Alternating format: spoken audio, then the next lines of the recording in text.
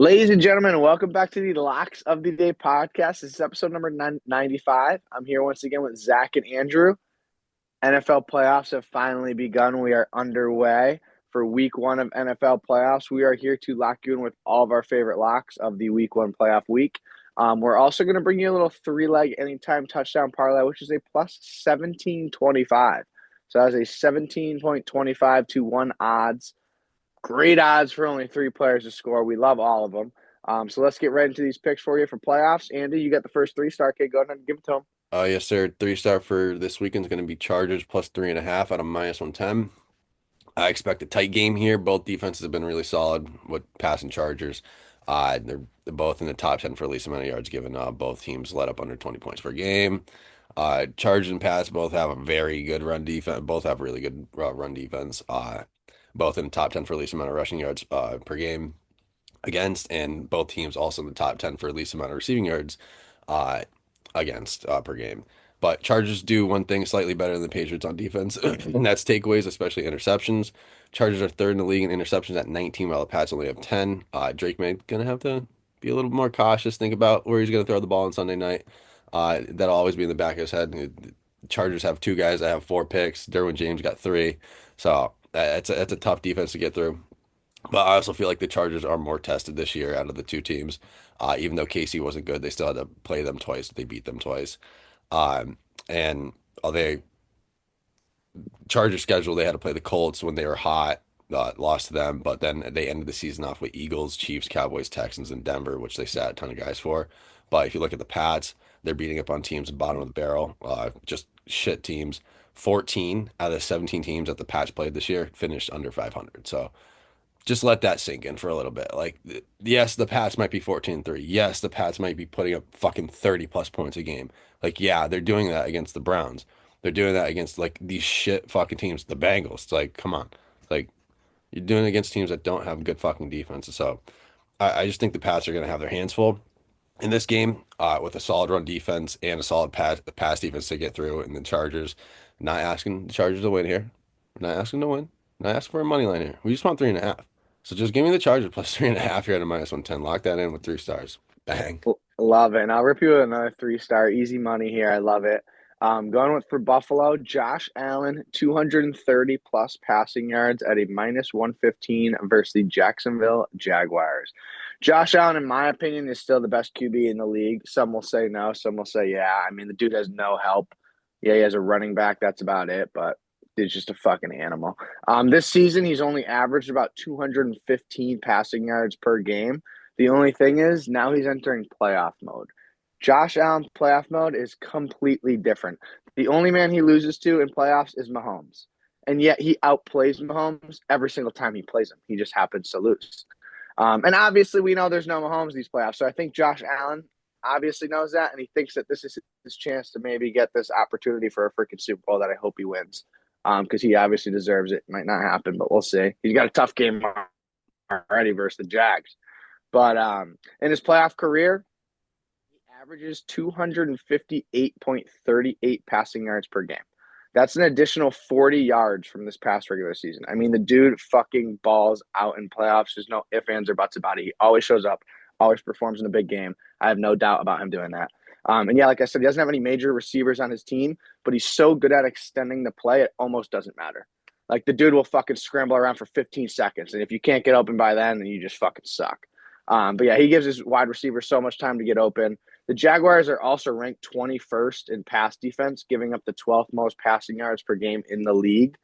That's not going to benefit them when you're going up against, like I said, I think the best QB in the league, bare minimum, top 3, top 5. Top 5's criminal, by the way. But yeah, well, you know the deal. But I just personally believe 230 yards, that's going to cash easily. Dude might put up fucking 300 plus yards because it's playoff Josh Allen. Simple as that. So lock in a little 3-star for the Buffalo Bills. Josh Allen at 230 plus passing yards at a minus 115 versus the Jags. Thank you very much. Thanks for the money. Zach, give me your lock, kid. So for the other 2-star that we have, it's going to be Panthers plus 13 at a minus 140. They're playing the Rams again this season. This is the second time they're squaring off. This first one happened to be at home. Panthers were 8-point dogs on that one. Came in, came back, won that game. here they are again, playoff matchup. Now the spread's even higher. So we're taking them plus 13. And honestly, what the Rams are going to have to do in this one, which they failed to do last time, is they're going to have to get the ball to their best players. Now Devontae Adams is still out, but the Panthers held Puka Nacua to just 60 yards in that game. But they're really where they made a living and how they almost beat the Panthers was on the run game. The Panthers' run defense is ranked very low in the NFL, I believe 27 right now. And Corum had 60 yards in that game. Kyren Williams had 60 yards in that game. And they had another third rusher as well. They ran for about 150 to like 160 yards. But through the air is where they were not successful. I believe his name is Xavier Smith. He was the wide receiver for the Rams. He led them in receiving yards. So Puka wasn't the leading receiver. Devontae Adams wasn't the leading receiver. Colby Parkinson is going to have to step in now. He only had about 20 yards in that game. That's where the Panthers ended up making their living. And for the Panthers in this one, they got to just trust Bryce Young. They have two good running backs. But that's how they won the last game. Bryce Young threw for 210 and 3 touchdowns. They just kind of let him control the offense. And he did really well with it. And, having Rico and Chuba Hubbard, similar situation to what the Rams have with the Kyren Williams and Blake Corum. You have two really good running backs who they're going to rely on heavily. And I think that's also the reason why the game's going to be close. It's going to have a lot of running. That the clock's going to run a lot in this one. And it is a playoff game. They're going to want to make sure that they're being conservative and, doing what they can to try to keep the season going. And at the end of the day, too, the Rams defense is ranked number 2, and they're going to adjust. They're going to try their best to adjust the best they can to what the Panthers have to offer. But Dave Canales is a very good coach. He's turned around this Panthers team pretty quick for the most part. And this Panthers offense does rank in the top 10 in the NFL. And they also rank in the top 3 in yards during crunch time, aka the 2-minute drill, end of games, end of halves. When you've got to get those points, go down the field, try to get the score something. And this Panthers team has been good against the spread this season as well. They ranked number 9 against the spread. They finished and they covered the spread probably 11 or 12 times this season. So, and it's a lot of games like this where they're underdogs by 7 or more points and they end up covering these games. And I think a playoff game like this, they're going to want to keep it close. This is going to be a good game. Like I said, the Panthers already beat these guys once, and now the spread goes up even more.